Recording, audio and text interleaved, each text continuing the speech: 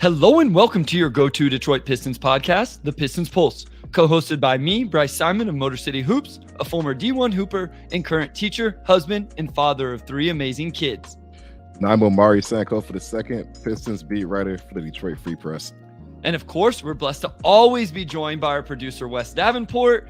And Omari, the streak has hit 24 games, and I don't even know what we want to talk about in terms of that. We'll talk about it a little bit. We're going to play buy, sell, or hold on this episode. I think this is going to be a lot of fun. We'll talk about all the other stuff first, but a couple things before that, Omari. Next week, obviously, it's Christmas, guys. We are going to go live on Wednesday evening next week just because of Christmas and when the games are and all of that stuff. And then the podcast version will drop on Thursday. And then we obviously went over 100 episodes this past week. So we're starting a new one here, Omari, starting at 1, hopefully another 100. We did get a new review.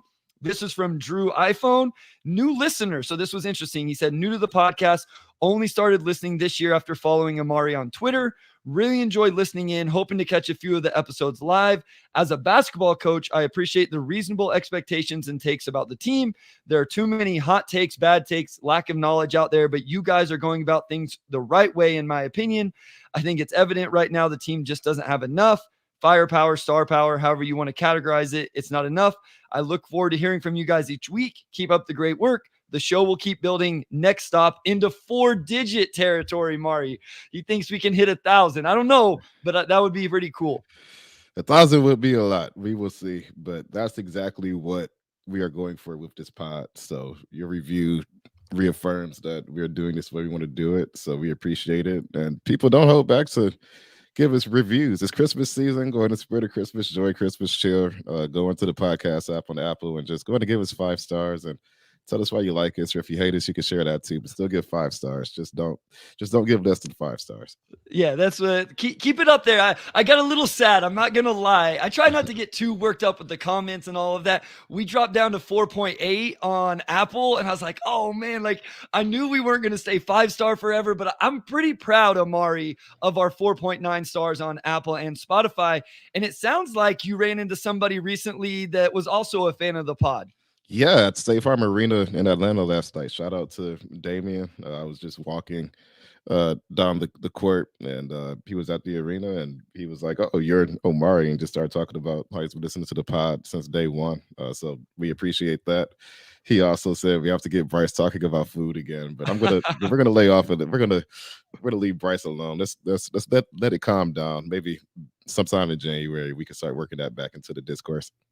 That is awesome that, like, they're real listeners whenever they comment on the food part, right? Like, that's when I know somebody's really into the pod, is whenever they know all the little intricacies and the things we don't necessarily talk about every single episode, although that has been a big part of it. Omari, I mentioned at the top, 24-game losing streak. I got to ask you this before we talk about the team.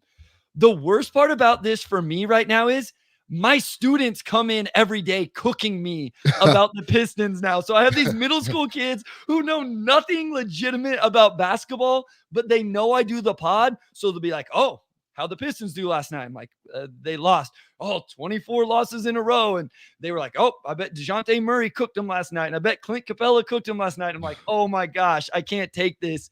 And then I was texting Ranny today, and she goes, Ranny is my wife for all the listeners. She goes, if this year is bad, surely they have to be better next year, right?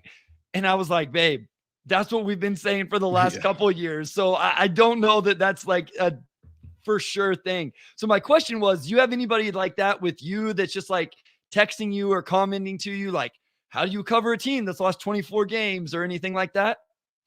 Yeah. I've gotten DMs, just people on Twitter who have just been like, how are you doing this? Like, I feel bad, this and that. And I tell everybody, like, I'm still having a blast doing my job. The job is the job, and then the games are the games, and the games are not interesting right now. Except last night, of course, Kate scored 43, which we'll get to later, I'm sure. But the job is the job, but people have wondered that. I actually had an Uber driver last night from the arena, and you're just like making small talk, and she asked what I did, and I was like, I just work in media, and then she was like, "Did you cover the basketball game or a basketball game?" She wasn't a sports fan at all, so I was like, "Yeah, it was the Pistons and the Hawks," and then she was like, "So you cover the Hawks?" I was like, "No, Detroit's the Pistons." So she didn't know like anything about sports at all, and then she was like, "Okay, so who won?" And then I was like, "The Hawks did," and then she was like, "So which team do you root for?" And I was like, I'm like media, I don't really root, but I follow the Pistons, and actually it was like their 24th straight game that they lost. And then it just got quiet again, and she was just like, wow. And it was, she had no clue, like not following basketball or anything. And it just like kind of said into her, like, wow, that is bleak. So yeah, there's been a lot of that, honestly. There's been a lot of it. And I don't know how you feel, Bryce, but personally, like it hasn't really ruined my enjoyment of the job at all. It still feels pretty like routine to me, honestly. So it's funny you say that, and because me and Wes we text back and forth a lot today, and I'll reference back to that when we get to one of the buy, sell, or holds later. But I kind of told him the same thing, and I'll be honest, I have a lot of stuff going on, right? Omari, we've talked about it. I'm on game theory now, so I'm doing general NBA, and I have some non-media stuff that I do as well. And so my true fandom isn't nearly as strong as it was when I first started doing this. And most listeners know I'm not a lifer. Like this became a thing in December 2020. But I still love watching the game. I still love doing the podcast with you. I love typing in all of my notes in the outline. Wes puts the outline together, and then I go through and I put I love doing all of that stuff still. Like it's not work, quote unquote, to me or whatever. I don't dread coming on the pod and talking about the Pistons with you. I dread listening to my middle school students cook me about the Pistons being bad. And I'll be honest, I dread listening to some of the national podcasts I listen to because they're just taking this chance to make fun of the Pistons any chance they get. And probably rightfully so. Like, I get it. But anytime I hear them bring up the Pistons on a national podcast, I just kind of get nervous. But no, I still enjoy doing what we're doing. Like, legitimately, I could stop doing this if I didn't. It's not like it's my sole source of income. I don't live in Detroit, anything like that. I still love doing this even during a 24 game losing streak. And so I'm in the same boat as you. I still enjoy my quote unquote job of co-hosting the Pistons Pulse with you. Yeah, no, likewise. And I think what's interesting is that, like, imagine this time last year where we were coming up, I believe, when the news that Cade was going to be out for the rest of the year, and he had only played 12 games up to that point. And it's like, we still have like 50 games left. And like, what are we going to talk about? Like, of course, we still had stuff. I mean, you have Jaden Ivey and Jalen Duren and whatnot, but it really sort of took the win out of the season pretty early. And I think we all know this just across the board in media, like, interest dwindled after that because it's like when the season's done. And this year it's the opposite, where things have gone so spectacularly bad, like in the first third of the season, that people are like more engaged than they usually would be in November and December. And for us, it gives us a lot more to dissect, like how was everybody just so collectively off on what this team is, and then to not only miss expectations, but to lose 24 straight, which is just an entirely different. I mean, if you had said that like 2 months ago, just be like, there's no way, like, are you serious? So that adds, I think, a different element to the job where now there's like something you can like really dig into, right? And I think that has given this season a much different flavor than any season I've covered. But yeah, if I were a fan, it'd be frustrating. But as a reporter, I'm like, there's like a lot going on. Like, there's a lot for us to like dig into and dissect and report and all this other stuff. So that's pretty interesting. I mean, it's happening right now as we record this live. We're at over 70 viewers right now, and we're not even 10 minutes into the episode. Usually we peak probably 30, 40 minutes into the episode, Wes. And we've recorded the first 10 minutes of episodes during this season, Omari, where there was 10, 15 live viewers at the beginning of the episode. Speaking of Wes, Doe Jumar says, you guys should do an episode with Wes on the mic. Would love to hear him chop it up with you guys too. We do try to get him on there and talk with us and lead things. He's got his own thing rocking too. So over at Detroit Bad Boys, they're doing their thing over there. Make sure you're tuning into those lives as well. Doug McMiniman, Wes is a rock. Wes is absolutely the rock of the Pistons Pulse. Wes Davenport, Robin Chan, those guys are the rocks behind everything that happens here. And Jeremy says, hit the like button. Yes, hit the like button. I'm not very good at this. So yeah, guys, go hit the like button. We appreciate that. I always forget to add that in. Let's talk some hoops, Omari. We've had a few games since our last recording, obviously all losses. Any big takeaways from the 2 Sixers loss, the Bucks loss, and then you brought up the loss on Monday night to the Hawks? Anything we don't want to get into Cade and some of that stuff that we're going to do here in segments 2 and 3, but anything else, any of the other players that maybe we're not going to dive into super deep? So in these games, you can almost just see.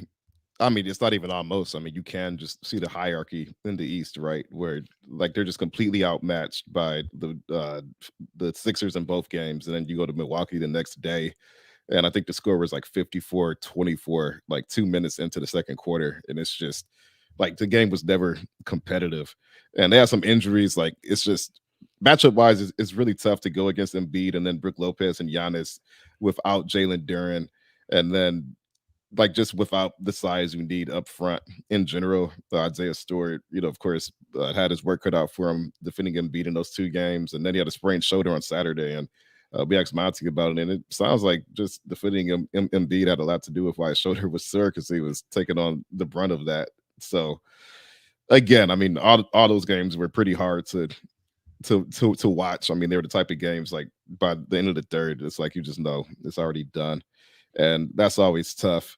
But then the Atlanta game was actually pretty competitive, and I think that was a different type of tough to watch because the Pistons did fight. They had the Hawks make some really really tough threes early. They shot 9 for 12 in the first, and like probably 4 of those threes were just like tough bakes. Like Trey Young had one where he's falling out of bounds in the corner, and like he gets it to fall, and it's just like, what do you do at that point? But of course, Bogey had strong games, and like Ivy was even solid, and like Bagley was solid, and still it's not enough, against a team in the East that's 10-16. So we're just seeing more and more that this team is not only just a very, very, very far ways off from the contenders. There's also a pretty significant gap between just the middle class, just what we've seen. I mean, over the course of the streak, but especially this past week, I think it lined up pretty well with what we've seen thus far. This team could fight depending on the opponent, but they can't sustain anything, and it really cost them, especially late. Well, I mean, you had an insane performance from Cade Cunningham. Like you said, Boyan, at least offensively, still scored the ball pretty well, and it just wasn't enough. Doug McMenamin brings up Bagley and Wiseman are showing improvement. Let's talk about those two guys just a little bit. Again, guys, we will get to the big names and all of that here in just a little bit. I think those guys have played well. I think I text Wes today as we talked about all of this, like I say, through our text messages this morning. If those guys are your like fourth and fifth bigs or your emergency bigs or something like that, I would feel pretty good about them. But right now you're trying to start Marvin Bagley and bring James Wiseman off the bench, and they just have no chance against somebody like Joel Embiid. Like those guys are just, even Brook, I think Brook Lopez is really good. He's a prototypical center in the modern NBA with his ability to stretch the floor and protect the rim. I think those guys have been fine, but fine isn't good enough for a starting NBA center. Fine isn't good enough for a backup center that needs to play 20 to 24 minutes. If those guys are 4 and 5 on the roster, I think you feel a lot better about them. And that's where I'm at, with those two guys. So while, yes, there's been some positive things, Omari, it's not enough to be like, oh, these are long-term answers at the center position, at least in the starting lineup or first big off the bench. No doubt, no doubt. And the center rotation, I think, really is, besides the wings, is just the most glaring thing, right? They have all these guys on the team, and I wrote it earlier this week, but Wiseman, Bagley, Duren are all functionally the same on offense. They're all pick and roll, lob threats, and none of those guys really protect the rim. And, it's not coincidental. I think Isaiah Stewart's best, I'm sorry, Cade Cunningham's best basketball has come with like Stu at the 5 in these last couple of weeks, or just having more spacing overall, right? Like even with Bagley at the 5, you have Bogey at the 4. Any lineup that's prioritized spacing, I think, has made Cade's life a lot easier, and that kind of gets back into the just roster imbalances we've seen in general, right? You just have too much row overlap and things you don't necessarily need overlap in, and then not enough of like Bogey and Cade. Like they shot like 9 for 20, 9 for 28, something like that, but it was around 41%. But like Cade and Bogey had 8 of those threes, and then Sasser had 1, and then nobody else could hit a 3. Like you feel a lot of those games too, and these issues have just kind of stacked up and compounded on them. Let's talk about Marcus Sasser, because I think it was our last recording, maybe a couple recordings ago. We talked a little bit about him, and I made the comment of, I think maybe Sasser needed a break. Like he needed to rest a little bit. So I looked it up. I was like, maybe I was crazy, because he's scored the ball well recently. So in the 13 games before he got a did not play, he was playing just about 16 minutes a night, 37% from the field, 29% from three. So the numbers had dipped a little bit for Sasser. The end of those 13 games, he only played like 5 in the final 2. And then he took a game off. And then the 4 most recent games, Omari, he's playing about 15 minutes a night. He's now shooting 79%, 83% from 3. Like, obviously, it's smaller volume, but I do think that maybe these rookies need that every once in a while where, like, give them a break, give them a couple nights off. And I thought these games this week, Sasser did look better. It looked like the shot was there. I have one qualm with Sasser, and I think that the ball sticks in his hand just a little too much. Like, I didn't anticipate him. He has wiggle, Omari, but I would rather see him a little bit more off ball catch and shoot. What have you thought about Sasser, especially like this week, and kind of how he's been able to come in and at least bang shots?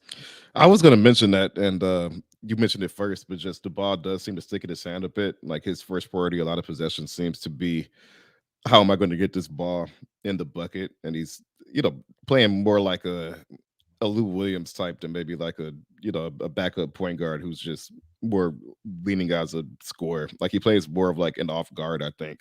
And that could just be a rookie looking to establish himself. Like he moved the ball actually pretty solidly, but he was in college. So that could just be an adjustment thing. But beyond that, yeah, I mean, he did get his three ball going a little bit more. He's one of the few guys on the team who can really hit those like step backs and side steps.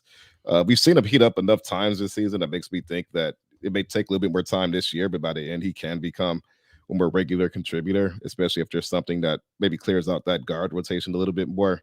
And I think it's been a bit better this year. You mentioned maybe the rookies need a break here and there. And Monty's actually kind of hinted on that. Like these guys have a lot on their plate, like they're transitioning to the NBA.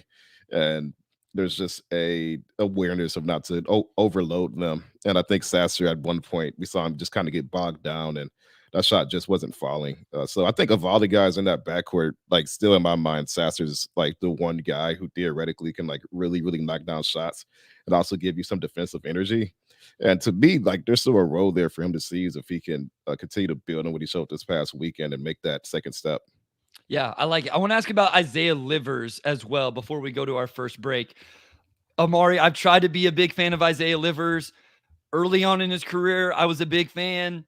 I kind of soured coming into this season. I kind of came around. I think that speaks to the lack of depth in what they have at the wing kind of forward position. Right now, Isaiah Livers is playing over 20 minutes a game, shooting 28% from the field, 25% from three. He gets to the free throw line less than one time a game, 2.2 rebounds, 1.2 assists. And like the eye test doesn't look a whole lot better, Omari. Like all I want to see Isaiah Livers do is knock down, catch and shoot threes and be at least a really good team defender. Now, there was one game this week where I had in my notes that he did make some impactful defensive plays. I just don't think he's been what I was hoping he would be. What have your thoughts been on Isaiah Livers so far, kind of this year as a whole, not just the last week? Yeah, I'm pretty much aligned with you. He came into the season as like the guy who could potentially, or lead forward, I should say, who could be both 3 and D for this team. And neither have really been there. His shot hasn't been there. I think we've seen him get more frustrated with that as this losing streak is going on. Of course, he had a delayed start to the season as well, just missing training camp with that sprained ankle. So how much that set him back, I don't know. There's a chance that as it gets more settled, maybe gets less off of his plate as the season goes on, that he'll begin to find that touch. But it has been tough for him. It's been a tough start. I think he only played 4 minutes last night, and that was the first night, and probably since he got back, that Monty began to look away from him a little bit. So when you're a shooter and the shot's not falling, like that's just frustration. And you can see him kind of wearing that frustration right now. So it could just be a situation where he just takes a step back for a week or two, maybe. And then if he finds that touch, kind of finds that rhythm again, he could be a guy who ends up becoming a rotation piece. But so far, it really has been a tough start for him. Yeah, I like the idea of who Isaiah Livers is. I think that's a very functional, very quality NBA player, especially off the bench. He hasn't been able to realize that as much as I've wanted to believe in it, and as much as this team truly needs that guy. Let's go to a break, Omari. When we come back, we're going to get into the meat and potatoes of all of this. We're going to start with the players. So Cade Cunningham, Killian Hayes, Jaden Ivey, all of those guys. We're going to buy, sell, hold on some storylines, topics, narratives, whatever you want to say around those guys. We'll dive right into that after this short break. All right, we're back with segment two, and we're going to play a game of buy, sell, hold on what we think are the hot button topics this season. And if you have time at the end, if anybody has any suggestions, feel free to send them our way. I'm Yeah. sure a lot of the suggestions will be things we have in some capacity, but we'll see what we could fold in. So let's kick this off with Killian Hayes. He has fallen off a little bit in the past week or two after a pretty solid stretch of basketball. Bryce, buy, sell, hold on Killian Hayes being a rotation level guard through the 1/3 mark. Just where are you on that? Because it still seems like there's some disagreement. Know what's funny is we had a couple episodes, I think it was the Killian Hayes versus Patrick Williams conversation. Hmm. And since last episode where we talked about how consistent Killian had been this year, he had 3 of his 10 worst game score, which that's a basketball reference thing, John Hollinger. But look, it's not an end all be all. I just kind of like to reference it every once in a while. He had 3 of his 10 worst of the season. So we gave him love for his consistency and confidence from the New Year's resolution pod almost a year ago. And then he comes out and he has 3 not so hot games. And we talked about Patrick Williams in terms of like, man, like this guy hasn't been great. Well, Patrick Williams over his last 12 games is averaging 14 points on 51, 50, 69% from the free throw line. So Patrick Williams has really figured it out. Killian Hayes, not the best week. I want to give you some numbers. Let me answer the question first. I am going to hold that for right now. I want to sell, but it depends on Wes. Let me know in the chat.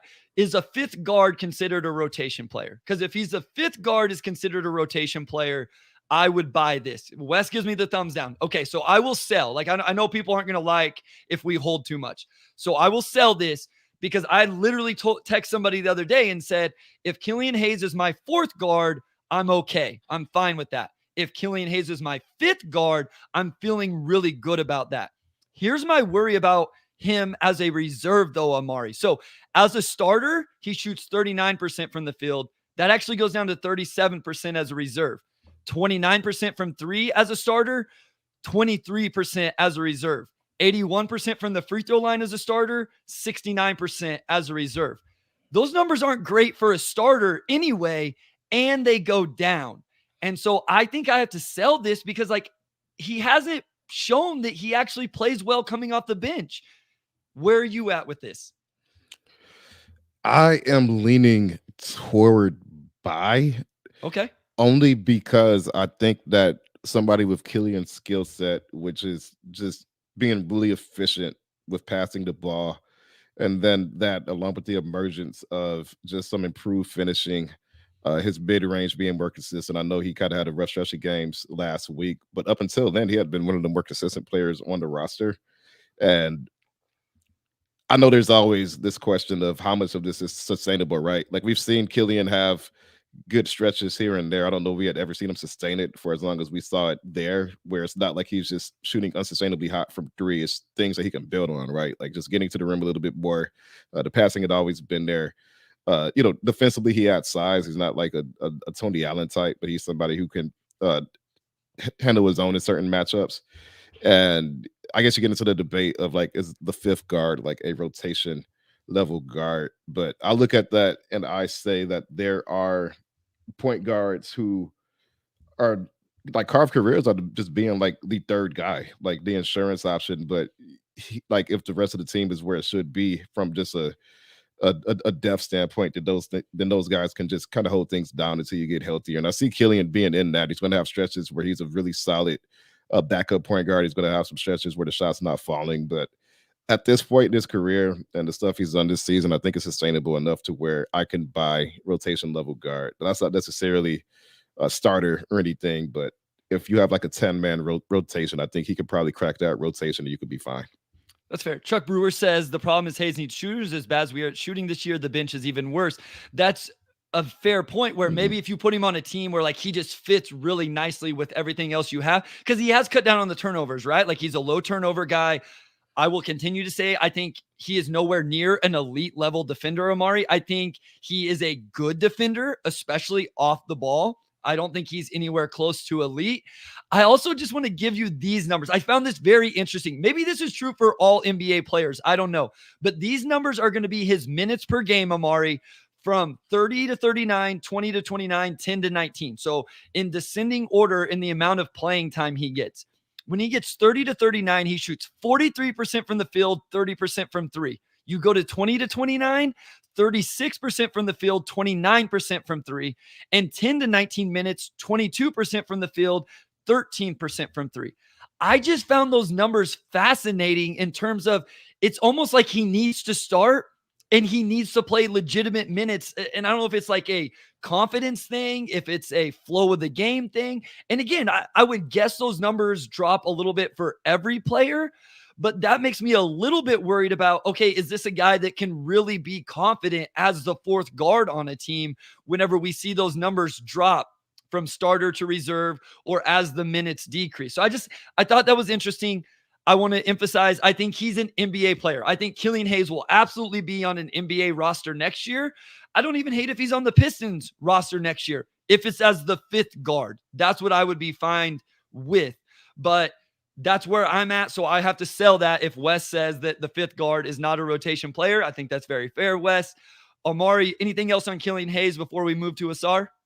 I would just add, when it comes to the percentages for like minutes played, I wonder how much of that is like dependent on just how well he starts, right? Like if he's having like a really bad shooting night, then maybe he just doesn't crack 20 minutes Sure. because the coach is like, well, we have other options here. But I also just think the amount of shots Killian's had to create this year, as far as just getting to those dribble pull-up middies and some of the drives he's had. Like, again, this team is not a good offensive team by any means. So Killian still probably had more of an offensive role than he should, right? Like plays probably shouldn't depend on him being able to knock down a mid-range shot. Like there's only a handful of guys who should really have that mid-range responsibility, and Killian's occupied that role, and he's been okay.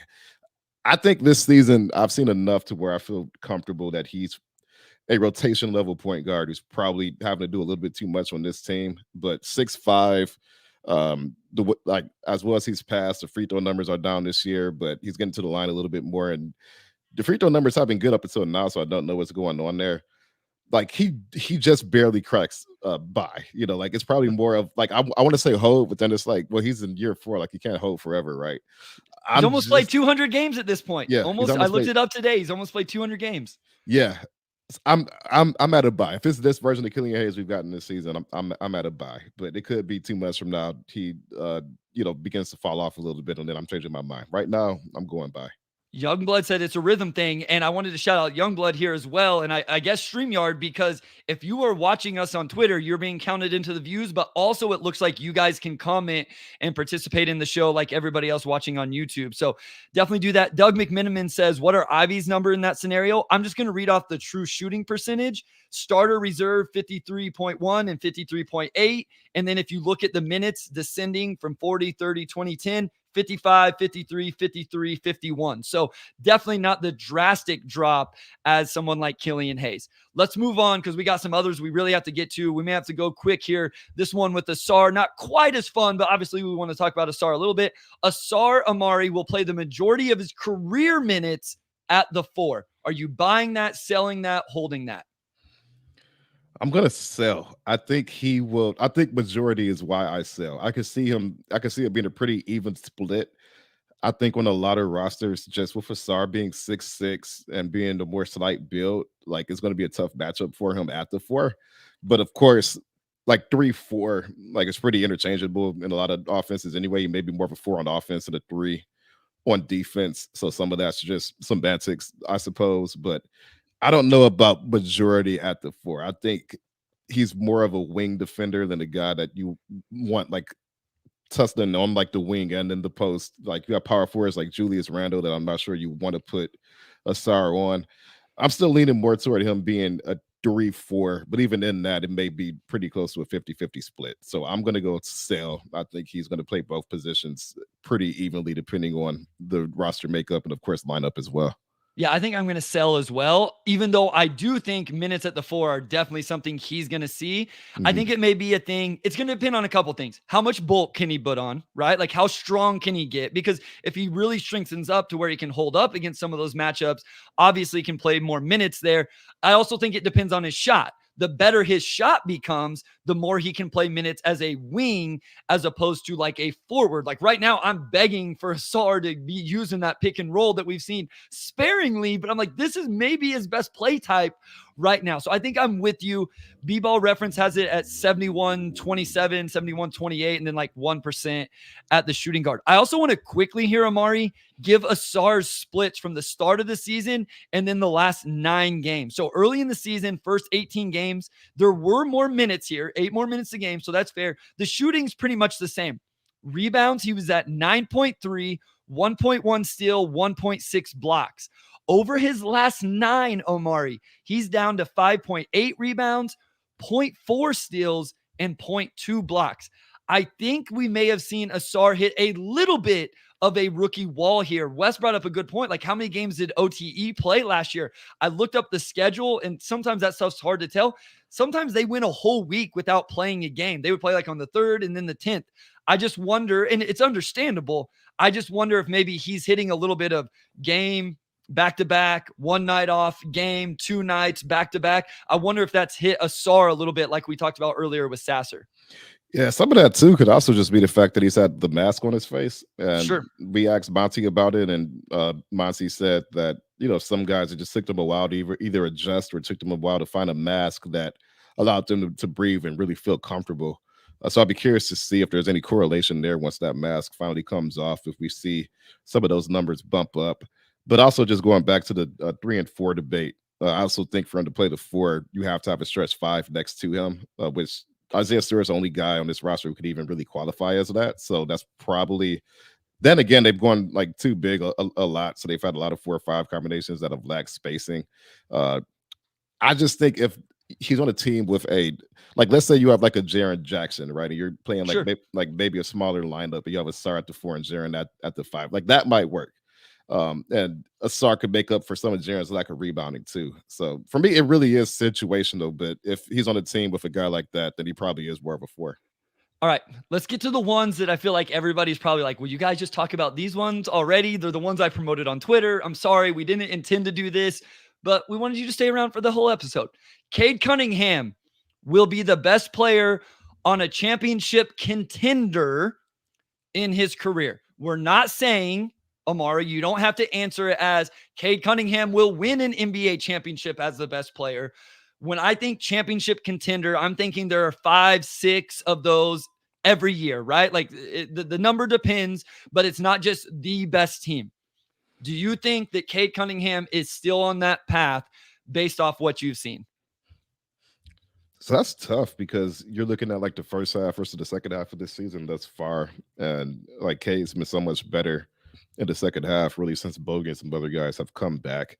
But I think right now, this is going to be my first hold. I naturally, when it comes to the best players being on championship teams, they tend to be like true wings or bigs, and usually the point, or 2 or whoever, tends to be in more of a secondary role. Cade has looked more like a point guard maybe in the last few weeks since he's cut those turnovers down, and that just naturally leads me to say, if your best player is a point guard, you probably have a pretty limited ceiling just based on historical trends.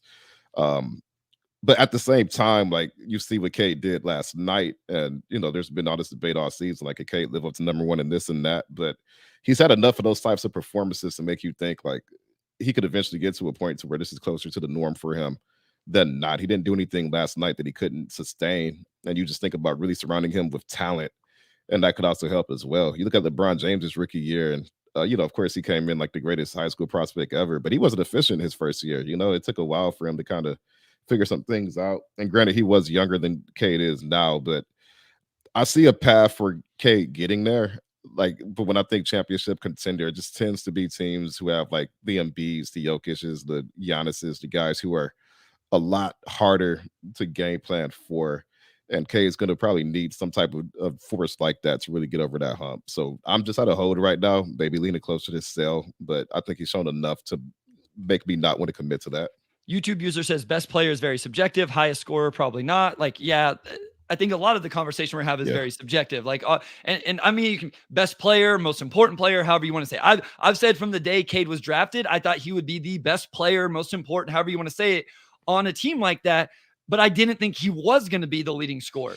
My vision for the best version of Cade Cunningham was a 23 to 25 point a game guy who got 6 or 7 rebounds, 7 or 8 assists, was really good defensively. And that's why where I'm at right now is I'm at a hold. And that's because I've been bought into Cade Cunningham being this player ever since he was drafted. He hasn't done anything for me to buy more stock in his 103 games or whatever it is this season, but I'm also not going to sell all that stock. And I know there are people that are selling their Cade Cunningham stock. I get a text or a tweet or a DM every second or third day comparing Cade Cunningham to Killian Hayes and how all he is a higher usage Killian Hayes. And so I know there are people completely selling their Cade Cunningham stock. I will not sell mine. I'm not necessarily buying more of this stock. I am holding it. I think there's 2 things Cade Cunningham has to figure out to be this player, Omari. One is defensively. I've been very critical recently about Cade's defense on the pod, on Twitter. I think it needs to improve. He is taking a huge workload offensively. I get it. I understand it. But I still think there can be improvement. I also think he has to find like his go-to spot of the floor, play type, whatever it is on the offensive end. If you look at synergy, and I'm not going to go through all of it, Omari, because it would take up too much time. Every single play type, if you believe in synergy, is average, below average. There are a couple excellent. Those are both off the ball.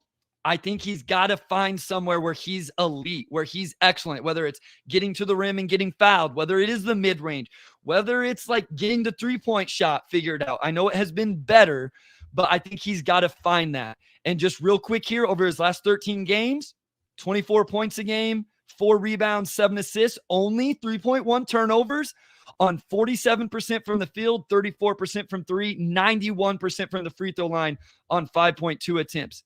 He is getting better right now, and we saw that on Monday night with that performance. So I will very happily hold this.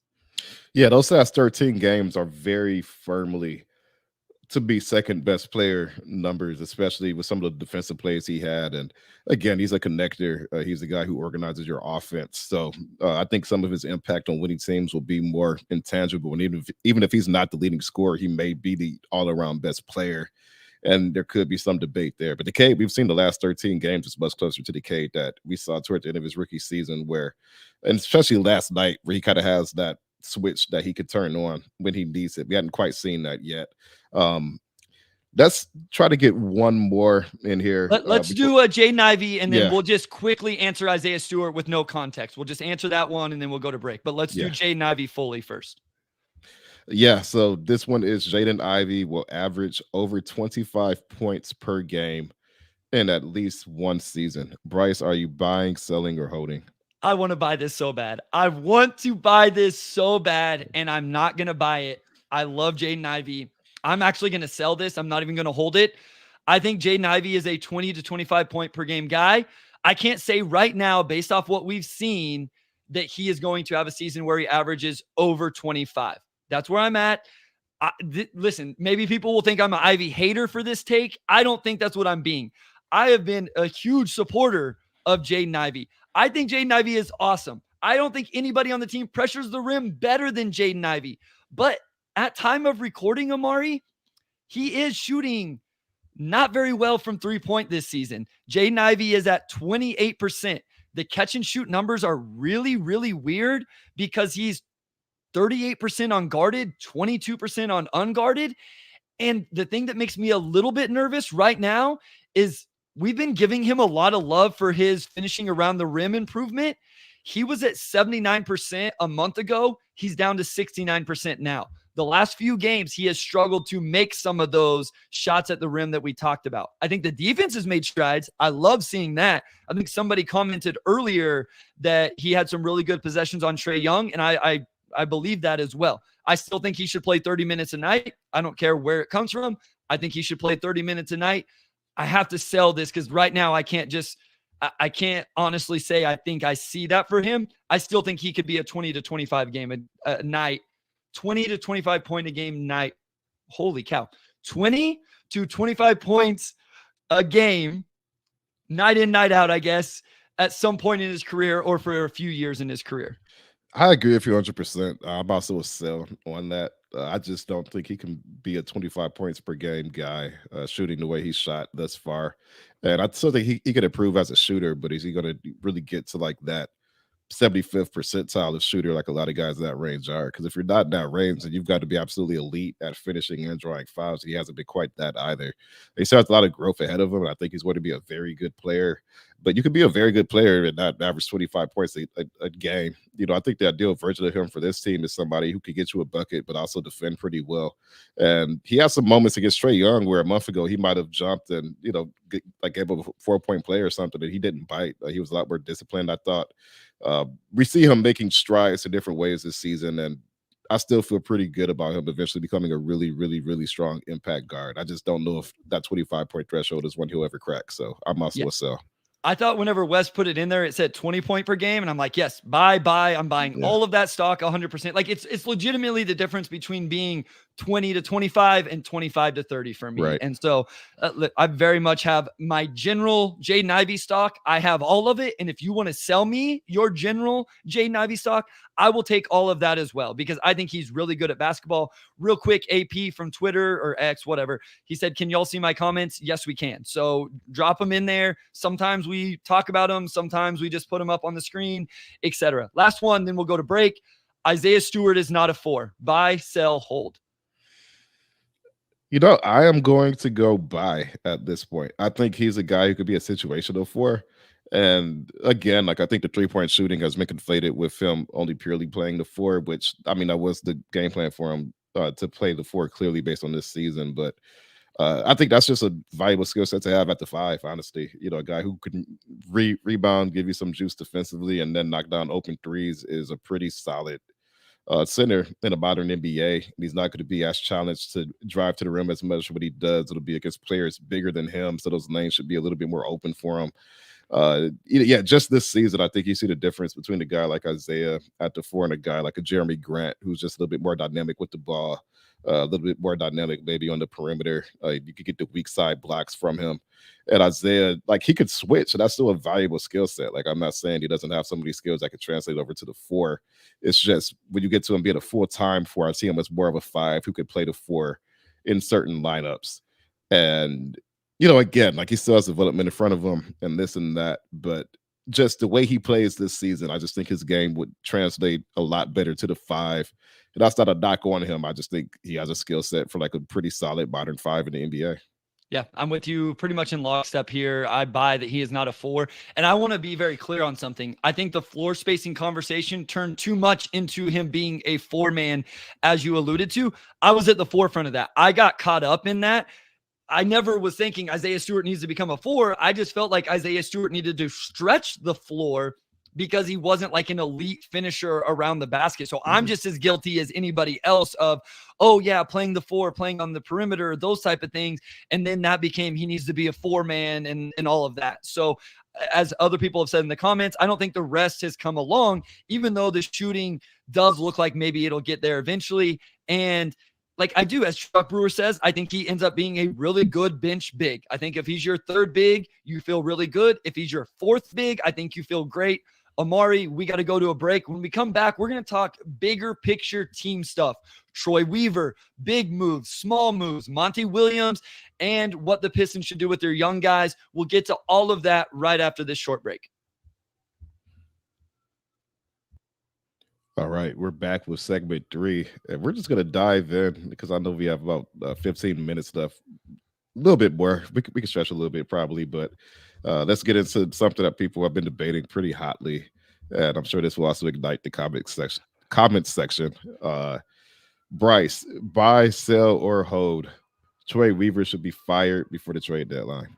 Okay, so I've been thinking about this all day, Omari, and me and Wes probably sent 10 pages, if we put it on a Google Doc, of text messages. And I want to be completely transparent. I'm at that point with all of this. I was saying buy. I literally text Wes and I said, hey, I just want to give you a heads up. I'm going to buy this. And we went back and forth. And we had a really good discussion, which Wes and I usually do. And here's where I landed. Here's what I'm still buying this. Here's what I buy. Before the deadline, this front office needs to figure out who the decision makers are, who's the main voices, who has the final say, and what the game plan is moving forward. I put out the Twitter poll today. I believe that having a bad plan is still better than having multiple plans, i.e., you have too many chefs in the kitchen trying to cook the same thing with different recipes. That's going to be a disaster. So I am saying that they need to figure out whether it is, do we trust Troy Weaver to make the decisions or do we not? If Troy Weaver was making the decisions, is somebody else going to have a voice in it? Is there a realignment within the front office? Who has the final say? Did they learn mistakes from this past offseason? And the other thing is that all match with what Monty Williams wants to coach on the court, Omari? Because at the end of the day, no matter what the fan base thinks about Monty Williams, I don't think he's going anywhere for a little while. And so you need to give him the team that he can coach in his style. I think there is a complete disconnect. And I want to be very clear about something because I got asked this today. I have no insider information. I don't have a single phone number, Twitter DM to anybody within that organization. And I've said for year and a half now, Omari, if he knows something, he sure as heck don't tell me. So this is me sitting in the middle of nowhere, Kansas, on my couch watching games. My vibe is this front office is not on the same page, and they need to get on the same page, whatever that takes. They have 2 assistant GMs, basketball strategy analyst, basketball chief of staff, front office assistant. That's Dwayne Casey.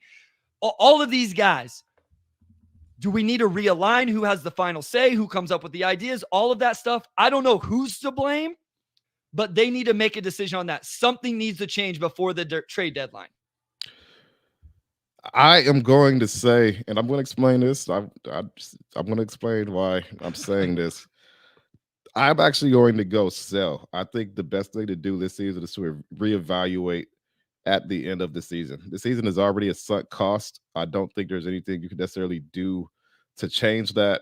Just from an asset standpoint, they're not in a great position to really swing the type of trade they need to turn things around. Like I know that people have dreams about Larry Markkinen. Like I'm sure Utah could do better than a first round pick that doesn't start until 2028. And even so, that just really ties up Detroit's future in a way that they're probably not comfortable with. I mean, they're already not comfortable with what's going on now, so you don't want to put yourself further into a hole by trading for a player who still may not get you over the hump if your draft picks aren't panning out the way that you want. At the end of the day, Troy can't do anything without Tom's approval. Like I know people are of the mind like, well, if you no longer have confidence in this front office, then why even allow him to make moves at the trade deadline? But the thing is, if it's a move that you think hurts the franchise long term, Tom doesn't have to agree to it, And I think at this point in the season,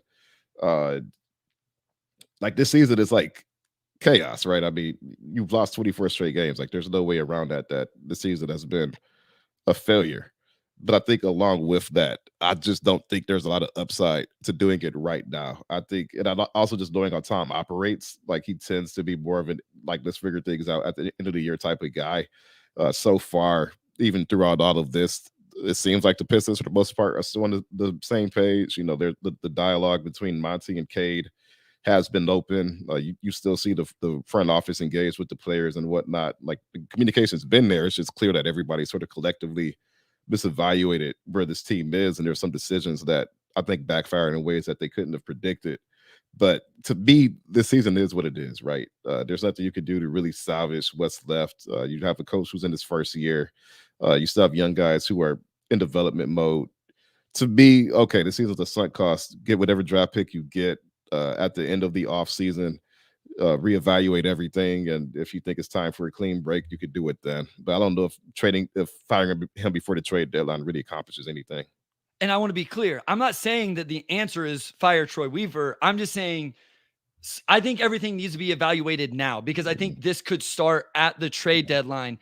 And I think that the offseason and all of listen, I use the injuries as a rationale just as much as anybody. Like Boyan is back now, and they're still there was still a misevaluation, whether it was putting too much trust in older players or not accounting for injuries.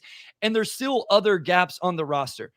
I equated it to this. I was thinking about this today, Omari. It's like how we do the podcast, where Wes puts the outline together, but in all honesty, peek behind the curtain, if you and I don't like a topic, we overrule that and take it out or put something new in, right? Well, if the podcast stops getting numbers and it's not doing well, I don't think we should fire Wes. I don't Yeah. think we should fire you or me. What I think we should do is maybe Wes should have final say in what the topics are, and Bryce and Omari shouldn't have final say or be allowed to take them out. So that was kind of my, I guess, analogy or whatever. Like, that's how I look at it. I'm not saying you have to fire anybody. Maybe it's as simple as tweaking. This person has a little bit more say. Maybe Troy Weaver needs more of a say. Like, I pitched this to Wes the other day. What if Troy Weaver wanted to make moves this offseason? We've talked about this. And the other people in the organization were like, no, we need to wait. We don't like those. Again, I don't know this. This is all speculation. Maybe even not fair to bring up. Maybe the answer is let Troy Weaver do what Troy Weaver wants to do. Maybe they saw like, oh, those moves would have worked. Now at the deadline and going into the offseason, we'll let him make those moves. Maybe it was vice versa. I don't know. I feel like I just would like to see everything get on the same page. That's my vibe. I could be completely wrong here. We're also on a 24-game losing streak, and so we're all kind of all over the place with it. That's where I'm at. And we don't even have to know. Like, I'm not one of those like that they need to answer to us and tell us, Omari. I don't care if they tell us or not. I just wonder if the plan needs to get a little bit more in line, everybody there, maybe a little bit of a shakeup just with who has the biggest say. That's my answer to it. Yeah, and I think along with that, even though the Pistons, from an asset standpoint, probably aren't in a great position, like again, the stepping rule is going to prevent them from really making the big swing that they would probably want to see. But they do have a lot of expiring contracts. They have Bogey, they have Joe Harris, they have Monte Morris, and they have Alec Burks. And of course, Bogey's probably the most, from just helping a team on the court, like Bogey's probably number one on that list. But you have teams, again, that are in the middle, they have expensive salaries. And they may be willing to give up talented players for less than they normally would be just to correct their books and start a more formal rebuild process this summer. We're still a couple months from the trade deadline, but there could be a move just sitting there that hasn't materialized yet that could get the type of power forward this team needs to really start playing the basketball it needs to play. So again, you can't rescue this season, but there are still avenues they have to at least course correct this for future seasons.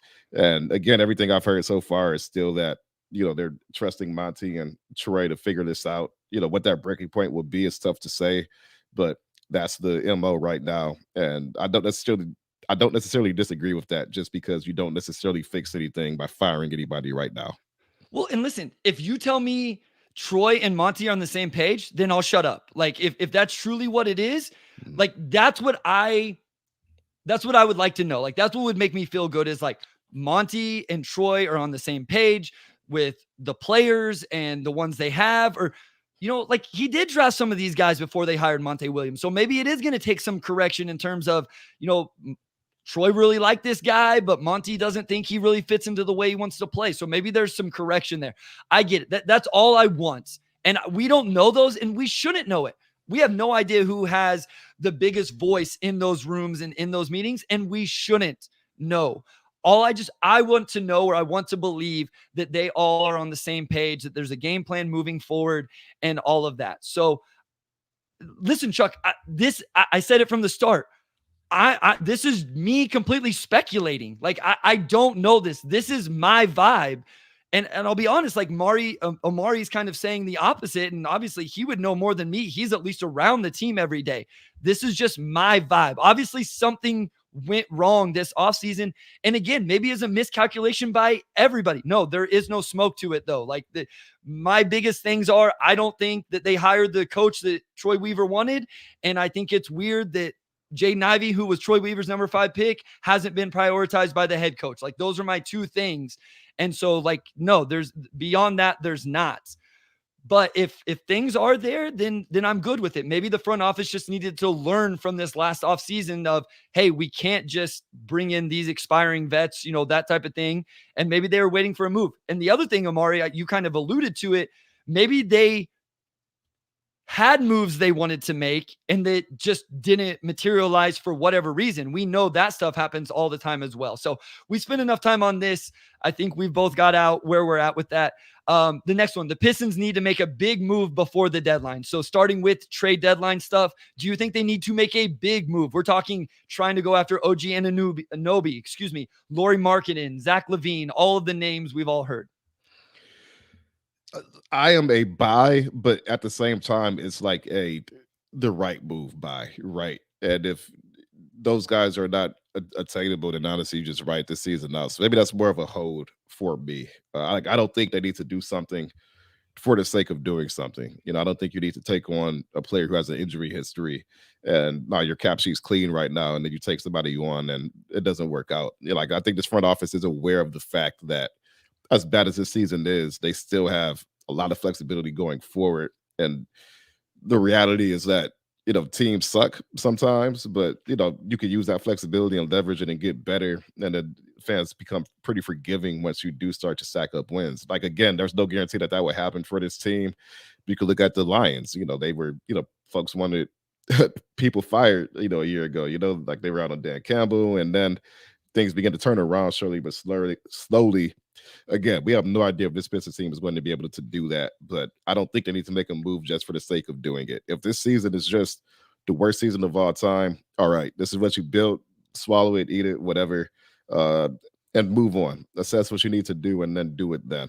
So that's where I'm at with that. I think that if you could get Markin and OG for like a good price or somebody else for like the right price, whether it's a John Collins salary dump or something like that, then sure, go for it. If it's a riskier move that opens the door for this team doubling down on some of the mistakes it's already made, then by all means, don't do it. So I'm still a hope, and I think closer to the trade deadline, there will be a much better idea of what's realistic as far as what they can turn some of those expiring contracts into. Yeah, I'm actually with you on the terms of like this season kind of is what it is. It's already been historically bad, and I realize it can like truly go down in the record books. I get it. Like we're talking about the losing streak. You're also talking about like just in general win-loss if things don't get figured out. So I understand it. I get people are tired of the losing and all of that. But to me, it's like this is a goner essentially regardless. And so, no, you don't just make a move to make a move. I would not do that. And so what I would, you have to call about OG. You have to call about Lowry. My guess is they don't have the assets to do it. Lowry is the one that is more enticing to me, Omari, because he's only on the books for, I think, like 19 million next season even. And so you would still actually keep some flexibility with trading for Lowry moving forward in terms of what else you can build around him. OG isn't on an expiring. I think he has a player option, which obviously he would decline. And you have no assurance that he's going to re-sign with the Pistons. So I don't think they have the assets to get those guys. And guys like Neb says here from Twitter, if you can get one of them, keep all the core four, then sure. There's no way you're doing that because the Pistons don't have the draft equity to do that at all. Like it's not even close because they would have to send something to the Knicks to relinquish that pick.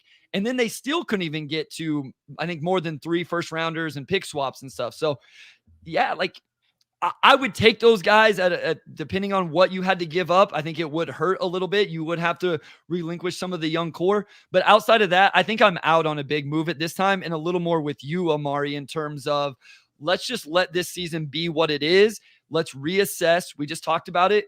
Lessons have been learned, hopefully, and you go into next offseason and you capitalize on those lessons and build. Absolutely. We have 2 more here, and we're going to try to get through these somewhat quickly.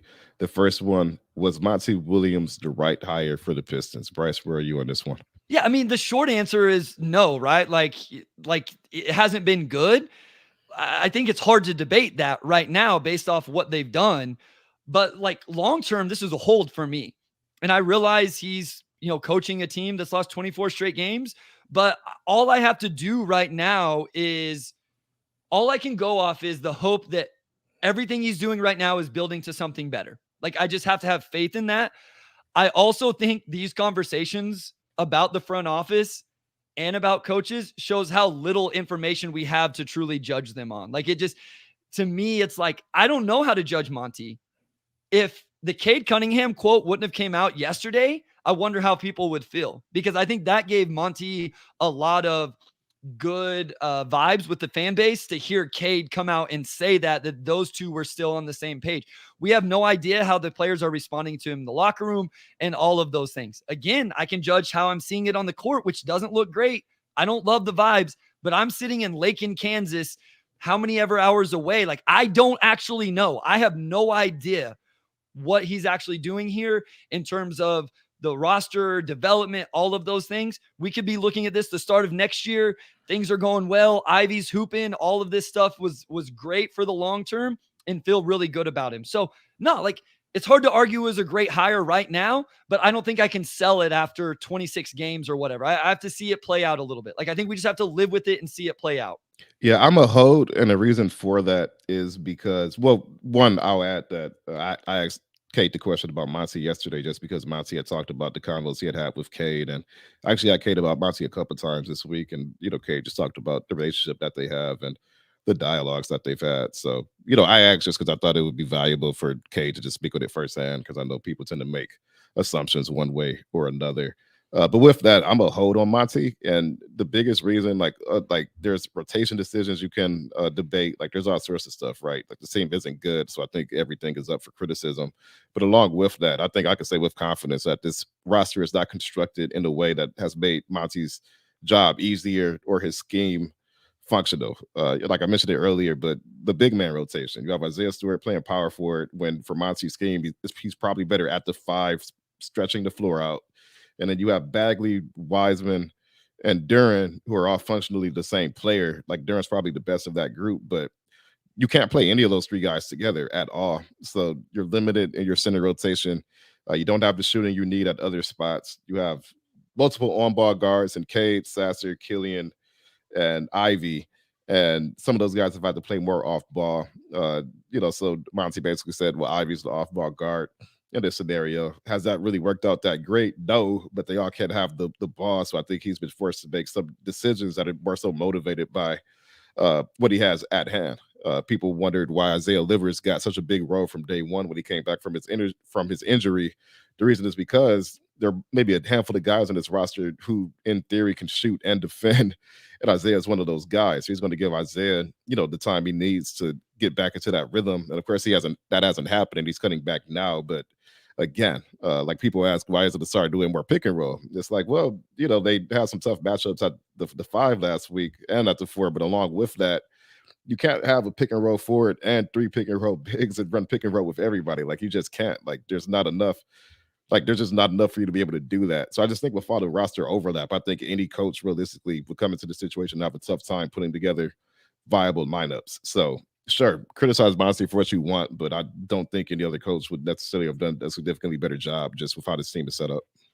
All right, last one here. The Pistons need to hold on to their young guys. I assume that would be like the core four, what I would refer to as the core four of Cade, Jaden Ivey, Jalen Duren, and Asar, and the picks this offseason. So where are you at with that in terms of essentially, like, okay, if there's a move to be made out there, make it, but I'm not trading or moving on from any of those four, or in, like, you could, even with the Knicks situation, you could, I think, trade like 28 and 30 at this point, or maybe it's only 29, something like that. Where are you at with those? I am a buy, only because the Pistons have horrific luck when it's come to trading young guys too early. Like, absolutely horrific. Like, unless you're getting like a bona fide superstar in a trade, which I just have a tough time envisioning, given that this team does not have the draft capital to really make that happen. But at the end of the day, for me, I think I just ride the season out. That's what I lean more toward. If something lines up and you could just flip some of those expirings for somebody, then by all means do that. But I think you still need a full season of data on all of these guys before you start making those decisions. Now, if you come into the off season and then things begin to materialize, then by all means, like, at that point, you have a better idea of who fits and who doesn't. You have a better idea of who fits with Monty and who doesn't. You can make more informed decisions. But yes, absolutely, they need to hold on to their young guys. And even though this draft is quote unquote not a great draft, based on everybody you talk to and everything you read, there have been bad drafts in the past, and then guys hit later on, right? The 2013 draft is supposed to be historically bad. You look at the top of that draft and it's not good, but then you have a Giannis, who's like the 10th or 12th pick. You have guys who emerge later on, and this draft could be that type of draft. And at the end of the day, you just don't need to do anything too hasty this season. It is what it is. This season's not going to be what you wanted it to be. Don't start trading young guys and trying to upgrade the talent floor just because of this one season. It doesn't matter how many games you lose in a row. Like, you can put a respectable team on the table at some point, and people will forget about this. It'll be a chapter in the book. You'll move on. So just don't do anything hasty this year. For me, I am holding on to the young guys and their pick this year. So I would just say, I don't think they have to. Like, I don't think if the right, I just don't think you should make a move just to right the ship, quote unquote, this year or something like that, if that makes sense. So if the right deal came available, if you could get OG at the right price, if you get Lowry at the right price, that's not a king's ransom, then I think I would be okay with it. I don't think you just go out of your way to make those things happen because of that, right? Like, I'm with you. I've said it.